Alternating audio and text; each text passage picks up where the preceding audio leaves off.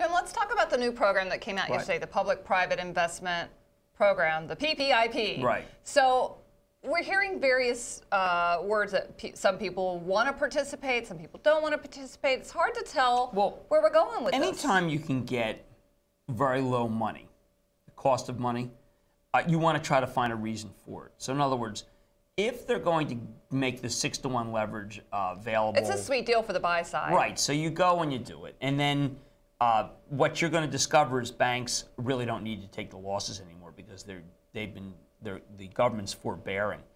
Now, who would participate in this? And it was very interesting.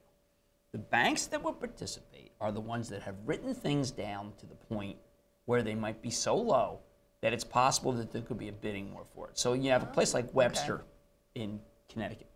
They have written their portfolio down to really low levels, okay?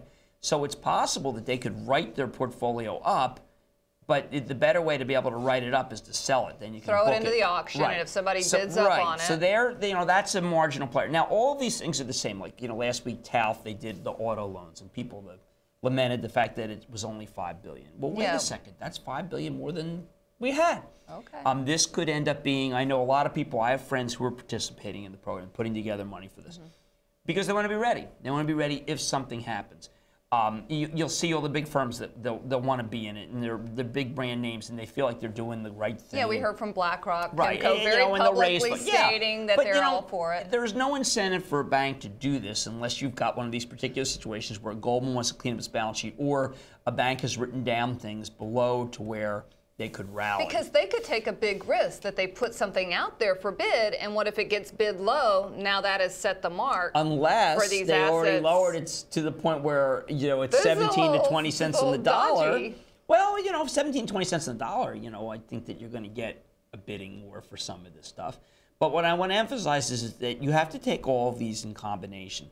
None of them is a silver bullet. None of them is going to produce $500 billion in buying. They're just not. But you get $5 billion here, you get $10 billion there, you get some here, and what it does is it restores confidence in the system and takes off the table the Rubini, Meredith Whitney nationalization theory that that Bernanke recognized would wreck capitalism in this country.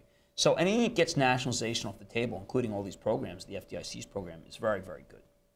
The FDIC program, by the way, FDIC has not been giving out a lot of stuff. They have not. It's been very hard to get their stuff. Yes. Now they're going to have they're going to lend you some capital. Maybe my friends who are getting in this business are hoping that the FDIC will sell them a bank that's scrubbed clean, and that's a very good proposition. But the FDIC has not been doing that other than IndyMac. So and you can't do it unlevered. You don't. No one has you need $1 billion, so you have to. It's like, wow, I got to have 125 million. Right now, you have to have $1 billion. No one has $1 billion sitting around, but they might have 125 million you could raise and then buy back. So it's a real confidence builder, if anything. I think that's exactly what it is, and and it's working. Remember, we need the banks to go up to the point where if they need to issue more equity, they can. So let's say Bank of America goes from 3 to 5 to 7 to 10 to 14. Then they can price a deal at 11 and raise capital and then take charge against it and participate in the program. Great, thank you, Jim.